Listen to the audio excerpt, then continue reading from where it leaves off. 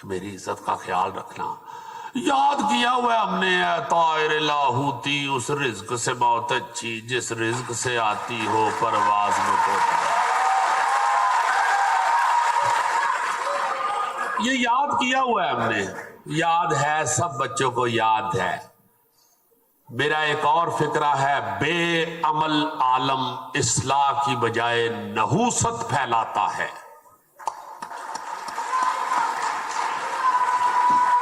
نحوست کیا ہے؟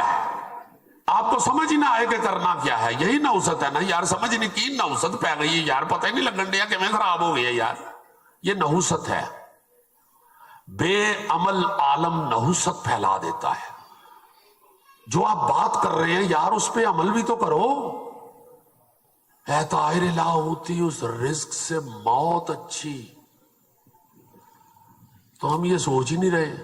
میں الحمدللہ شاہ جی اس وقت ہائیسٹ پیڈ ایکٹر تھا جب میں نے یہ شو چھوڑا, تھیٹر چھوڑا, اور میں 10 سال کلپتا بھی رہا, گورننگ باڈی کا بھی ممبر ہوتا تھا, ایگزیکٹو باڈی کا بھی آرٹس کونسلوں کا ممبر رہا, کلپتا تھا, چیختا تھا کہ خدا واسطے مجھے کوئی میرا کوئی ایسا کوئی انا کا مسئلہ نہیں ہے.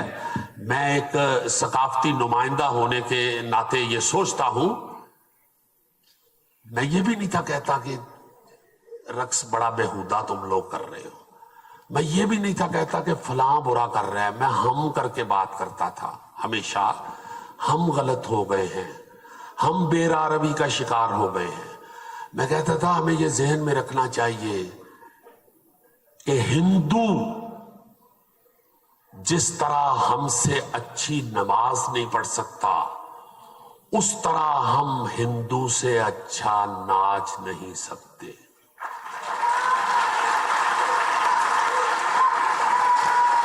میں بتاتا ہوں آپ کو, میں اپنی سچویشن اپنے تھیٹر کی, اپنے پرفارمنگ آرٹ کی حوالے سے یہ کہتا تھا کہ ہمارے پاس ایک ویپن ہے کلچر کی جنگ لڑنے کے لیے, وہ مزہ ہے.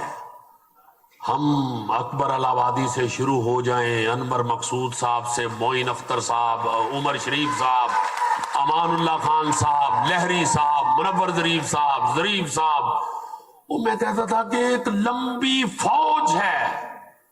اور یہ یاد رکھے کہ آگے مزاح کی بڑی ضرورت ہے. اصلاحی باتیں, اصلاحی پہلو بھی آپ کو شوگر کوٹڈ کر کے مزاح کے ذریعے دینے پڑیں گے. کیوں؟ وہ بھی ایک مثال دیتا ہوں. انٹرٹینمنٹ کیا ہے؟ اب لوگ کہتے ہیں جی کہ انٹرٹینمنٹ چاہیے. پہلے تو میں یہ کہنا چاہتا ہوں کہ جو ایکٹر یہ کہتا ہے کہ جو لوگ مانگتے ہیں ہم لوگوں کی ڈیمانڈ پوری کرتے ہیں, وہ آرٹسٹ نہیں ہے, وہ کریانے کی دکان ہے. آپ کریانے کی دکان پہ جا کے اپنی ڈیمانڈ بتاتے ہیں, 20 کلو آٹا دے دیو جی, 2 کلو دال دے دیو, آدھ پا مرچاں دے دیو. وہ کریانے کی دکان ہے. آرٹسٹ جو ہے اسے میں یہ کہتا ہوں کہ وہ مت دکھاؤ جو لوگ دیکھنا چاہتے ہیں, جو تم دکھانا چاہتے ہو اسے اس قابل بناؤ کہ لوگ دیکھیں. تو میں عرض کرتا ہوں کہ انٹرٹینمنٹ کیا ہے یار؟ یہ اتنے کوئی بیٹھا ہے, کیوں چیخ دیا بچہ؟ یا تو میرا خیال ہے کہ سیدھا پیر آیا ہے, آواز بھی چھوٹی لگ رہی ہے. بیٹے ٹھیک ہو نا؟ میں تمہاری وجہ سے پریشان بھی ہو رہا ہوں.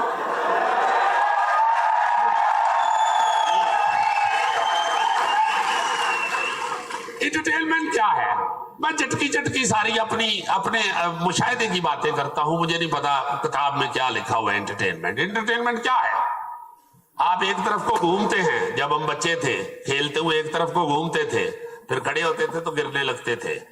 پاس ایک سیانا بچہ کہتا تھا الٹی طرف گھومو.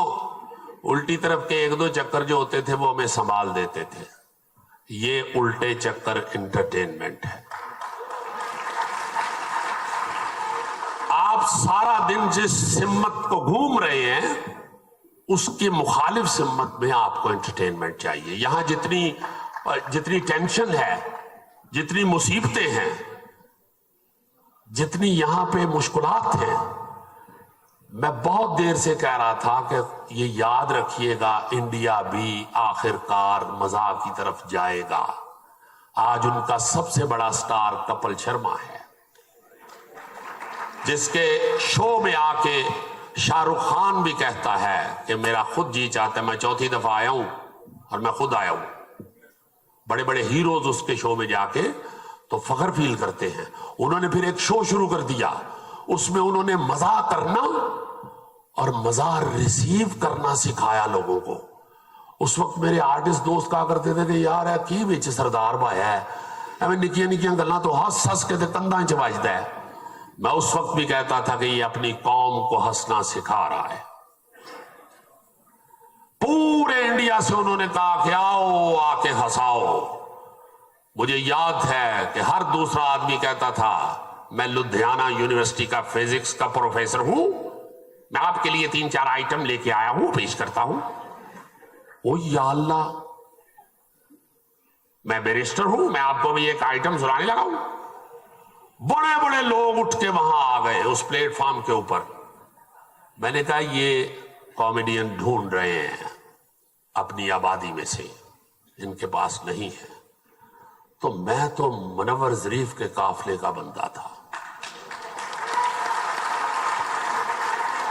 تو شاہ جی وہ کسی نے سنی نہیں میری بات، چونکہ آپ بھی جانتے ہیں مجھے بھی 42 سال ہو گئے ہیں اس فیلڈ میں. آج تک کسی ایوان میں، کسی کیبنٹ میں، کسی اسمبلی میں آج تک ثقافت پہ بات ہی نہیں ہوئی. بات ہی نہیں ہوئی آج تک. یہاں پہ ثقافت اتنی اہم ہے ان لوگوں کے لیے، اور بات کرنا تو دور کی بات. آپ حیران ہوں گے سن کے کہ یہاں پاکستان کے قوانین میں جو ڈرامہ ایکٹ آج بھی رائج ہے وہ 1876 کا بنا ہوا ہے.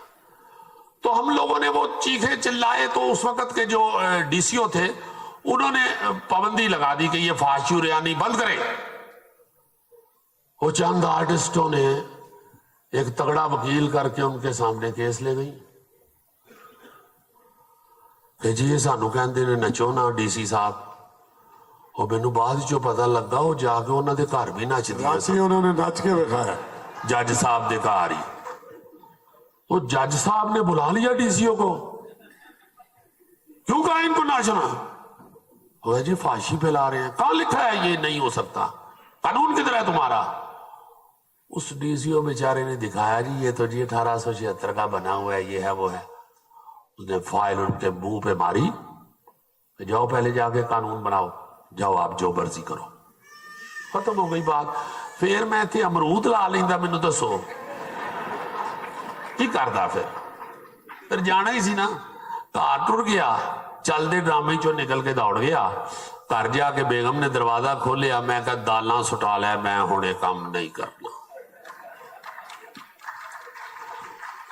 وہ آپ یہ حیران ہوگے سن کے، میں اس لیے یہ کہتا ہوں باعمل رہنا چاہیے. خدا کی قسم اس وقت میرے اکاؤنٹ میں صرف 7,000 روپیہ تھا، چونکہ بچے پڑھ رہے تھے. ان کی فیسیں ایجوکیشن جو ہے وہ میرے سارے بھائی جو ہیں وہ ایجوکیشنسٹ ہیں. بڑے بھی مجھ سے پرنسپل ریٹائر ہوئے، اس سے بڑے بھی پڑھاتے ہیں. چھوٹے فوت ہو گئے ہیں، وہ بھی پروفیسر تھے. میں کلہ ہی بچوں جناب نالائق ساں. تو بچوں کو وہ وہی کہا کہ بھائی پڑھنا ضرور ہے. تو اب یہاں پہ جو ایجوکیشن ہے وہ بھی اب آپ کو معلوم ہے. تو ایسا کوئی پاسنداز بھی نہیں تھا، مگر مجھے یہ معلوم ہے قرآن پاک میں میرے رب نے کہا ہے اپنے مخصوص رزق کو. ان 3 لفظوں پہ پہلے غور کریں. قرآن پاک میں رب کہتا ہے اپنے مخصوص رزق کو ناجائز طریقوں سے حاصل کر کے حرام مت کرو. ہم یہ جو فالوورز بنا کے خوش ہو رہے ہوتے ہیں نا، آمدن شروع ہو گئی ہے، یہ ذہن میں رکھیں کہ رب کہہ رہا ہے آپ کا رزق مخصوص ہے، آپ اسے مثبت انداز میں بھی کما سکتے ہیں. میں تو میڈیا دیکھ دیکھ کے یہ بھی صحافت کے حوالے سے، یہ سوشل میڈیا کے حوالے سے، سیاست کے حوالے سے، قرآن پاک میں رب کہتا ہے غلط خبر پھیلانے والا جہنمی ہے. یہ قرآن پاک کی آیت ہے. خدا کے واسطے اپنے ٹویٹر کے اوپر لکھتے ہوئے یہ ذہن میں رکھا کرے کہ رب کائنات جو ایک دم بولنے کا بھی اور چلنے کا بھی سوئچ بند کرتا ہے اور اتنی تیز کرتا ہے کہ وہ بلب سے پہلے بند ہو جاتا ہے، اس نے کہا ہے غلط خبر پھیلانے والا جہنمی ہے۔ تو میرا مطلب ہے کہ کھانی تے شاہ جی روٹی ہے نا، ہاں میں کشمیری ہوں تو گجرا لینا میں ذرا زیادہ کھانی ہوندی ہے، مگر سستی کھا لیں گے کوئی گل نہیں۔ آپ بھی تو ماشاءاللہ یہ کام جو کرتے ہیں، آپ کی جتنی صلاحیتیں ہیں آپ کچھ اور بھی کر سکتے ہیں، آپ خدمت کے طور پہ یہ کر رہے ہیں نا جی۔ میں تو بڑا حیران ہوا تھا جب آپ پہلی دفعہ میرے گھر آئے کراچی سے چل کے، اور مجھے 2-3 بزرگوں نے فون کیا کہ احمد شاہ صاحب آ رہے نے، ان کی بات سننی ہے ضرور۔ اور مینوں احمد شاہ صاحب کور کمانڈر لگن لگ پے کہ کیڑا بھائی آ رہا ہے۔ تو جدو اندر آئے میں یار ملانگے کتنے بھیجتا نے میرے کو۔ اور اسی طرح کے ملنگ جو ہیں انہی کی دمال سے پاکستان ٹھیک ہوگا، یہ یاد رکھیے۔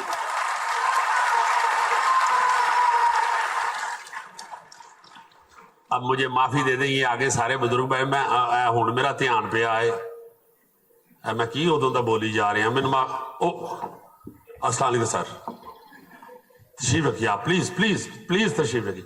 خالد غیاث صاحب ہماری بہت بڑی شخصیت ہے، تشریف رکھیے۔ پاکستان ٹیلی ویژن میں جن لوگوں نے مجھے خاص طور پہ انکریج کیا ہے، ان میں یہ بھی میرے ایک بہت بڑے محسن ہیں، بڑے آرٹ لور اور بڑے پیارے آدمی، ہمارے جی ایم رہے ہوئے ہیں پاکستان ٹیلی ویژن کے اندر۔ بہت شکریہ سر، آپ تشریف فرمائے، مجھے معافی دے دینا، مینوں احمد شاہ جی نے بولنا شروع کرا دیا۔ بہت شکریہ